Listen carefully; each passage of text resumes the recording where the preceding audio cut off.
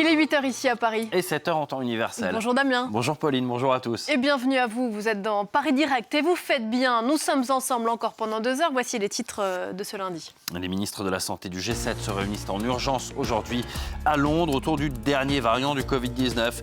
Omicron se propage vite et plusieurs pays, dont des Européens, ferment leurs frontières par précaution.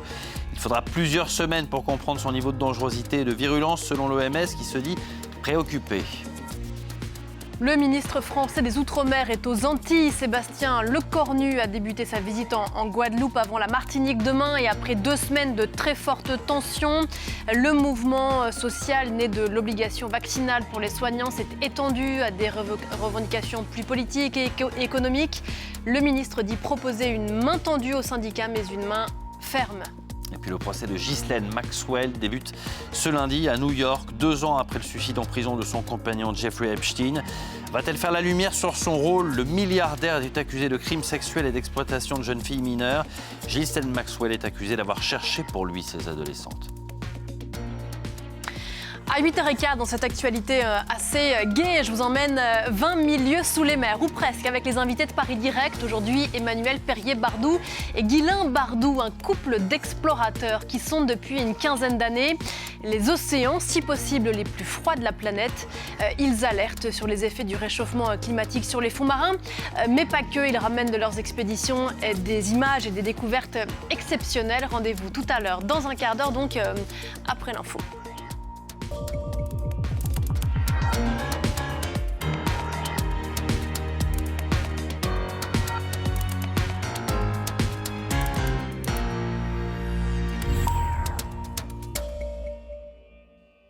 Deux ans après les premières alertes au Covid-19 en Chine, un nouveau variant inquiète donc les scientifiques. Plusieurs milliers de mutations ont été détectées depuis 2019, mais ce variant Omicron est jugé préoccupant par l'OMS. Les ministres de la Santé du G7 se réunissent en urgence tout à l'heure à Londres. Certains pays ferment leurs frontières, ce variant mute davantage, mais il est encore difficile de savoir s'il est plus dangereux que les autres ou plus résistant au vaccin. Comme au début de cette pandémie, scientifiques et politiques font part de leurs interrogations. Florent Audeau. Malgré les recommandations de l'OMS, le pays est désormais coupé du reste du monde. L'Afrique du Sud se dit punie pour avoir détecté en premier le nouveau variant Omicron qui fait frémir la planète. Sur place, le président Ramaphosa crie à l'injustice. Selon lui, fermer les frontières est inutile. L'urgence, c'est la vaccination. L'interdiction de voyager n'est pas fondée sur des données scientifiques et ne sera pas efficace pour empêcher la propagation de ce variant. L'émergence du variant Omicron devrait être un signal d'alarme pour le monde entier. L'inégalité face au vaccin ne peut plus durer. Tant que tout le monde ne sera pas vacciné, tout le monde continuera d'être à risque. Et les faits lui donnent raison. En quelques jours seulement, Omicron a déjà été détecté dans au moins une dizaine de pays. Quasiment tous les continents sont touchés. Sa propagation mondiale semble donc inéluctable. Alors, que sait-on aujourd'hui de ce nouveau variant? Selon l'OMS, il présente de multiples mutations et un risque accru de réinfection par rapport au variant Delta. Mais alors, est-il plus dangereux? Il est encore trop tôt pour le dire. Faudra-t-il adapter les vaccins? À ce stade, rien n'est exclu. L'avantage, c'est que la synthèse d'ARN messager qui est à la base de ces vaccins est relativement facile à mettre en œuvre. Donc voilà, mais là, les entreprises ont estimé qu'il est de l'ordre de 6 semaines. Donc pendant ce temps-là, il va falloir continuer à adopter peut-être des restrictions de déplacement et en tout cas un maintien très strict des gestes barrières.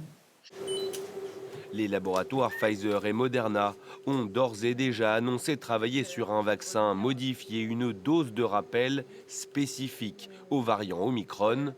Aucune réponse n'est attendue avant plusieurs semaines.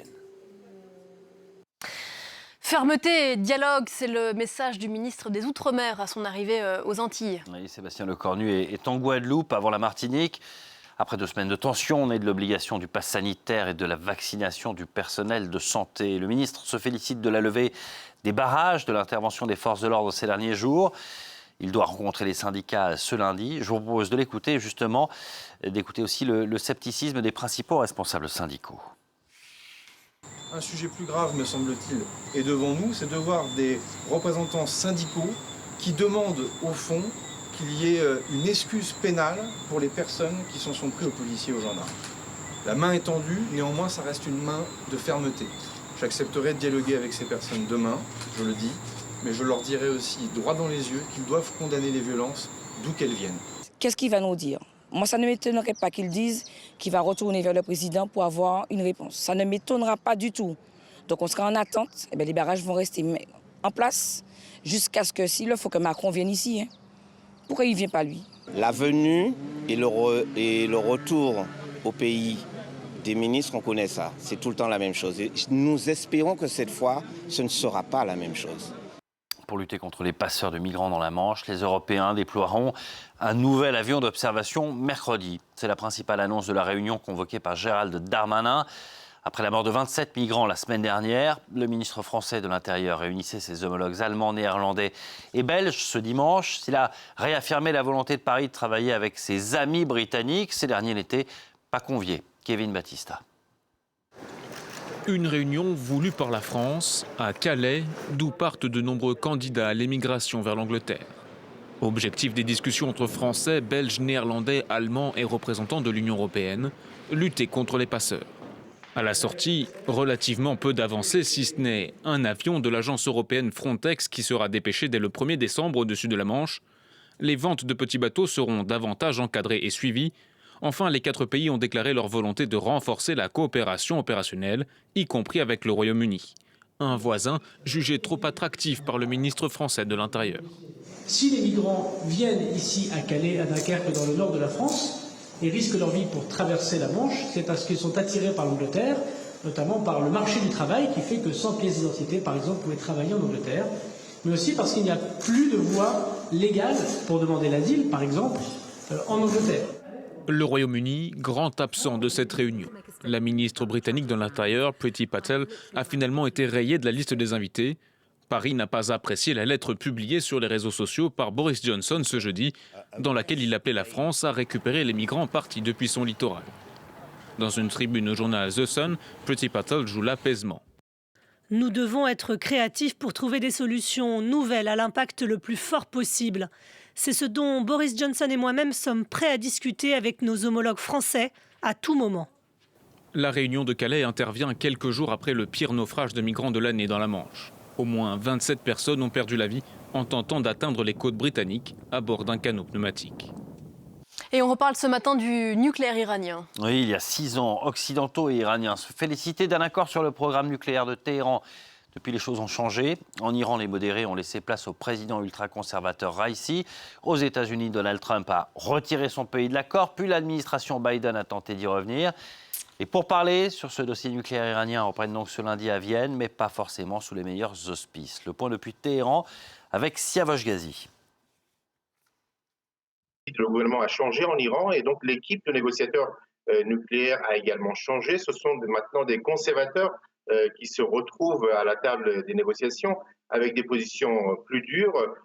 D'ailleurs, le chef des négociateurs nucléaires iraniens, Ali Bagheri Kani, a affirmé que ces négociations devaient porter sur la levée des sanctions américaines imposées contre l'Iran depuis 2018 et non pas sur l'aspect nucléaire.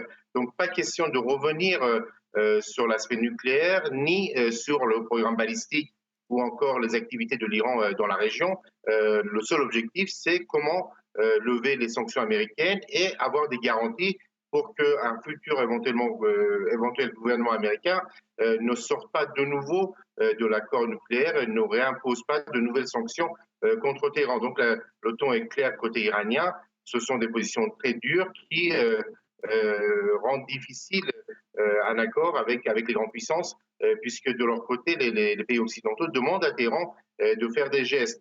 Téhéran est prêt à faire des gestes et à limiter de nouveau son programme nucléaire si effectivement les États-Unis annulent toutes les sanctions qui ont été imposées depuis 2018. Or, Washington refuse de lever toutes ces sanctions, puisqu'une partie de ces sanctions ont été imposées contre l'Iran, par exemple pour des raisons d'activités terroristes ou de soutien à des groupes considérés comme terroristes par les pays occidentaux.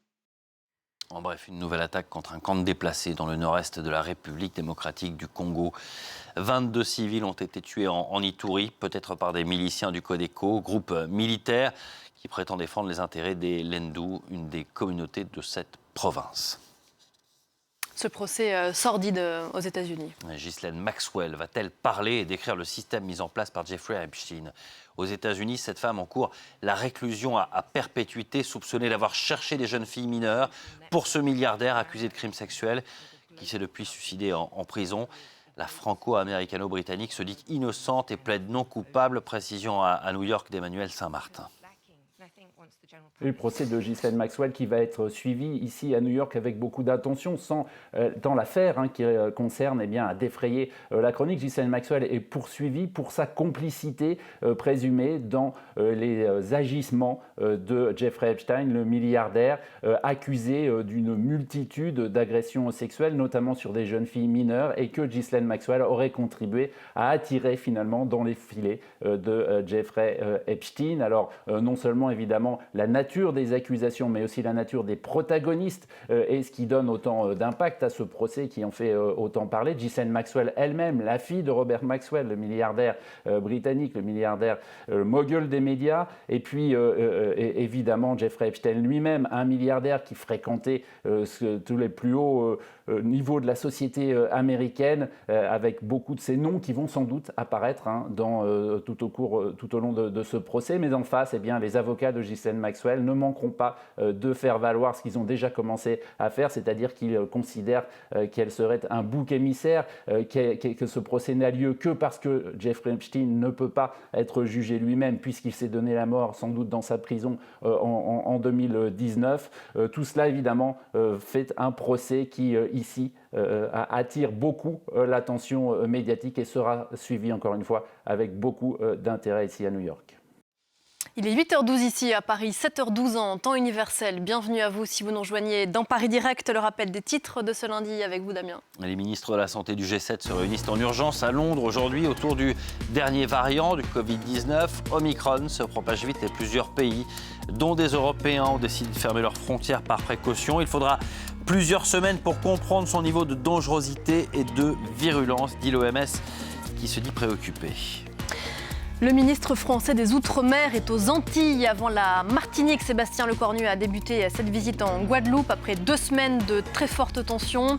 Le mouvement né du refus de l'obligation vaccinale pour les soignants s'est étendu à des revendications politiques, économiques. Le ministre venu de métropole dit proposer une main tendue aux syndicats, mais une main qui restera ferme. Et puis la mort de Virgil Abloh à l'âge de 41 ans. Le styliste et directeur artistique est décédé des suites d'un cancer. Roi du streetwear de luxe, il était à la tête des collections hommes de la maison Louis Vuitton qu'il a contribué à dépoussiérer. Depuis l'annonce de son décès, le monde de la mode salue son approche en phase avec son époque.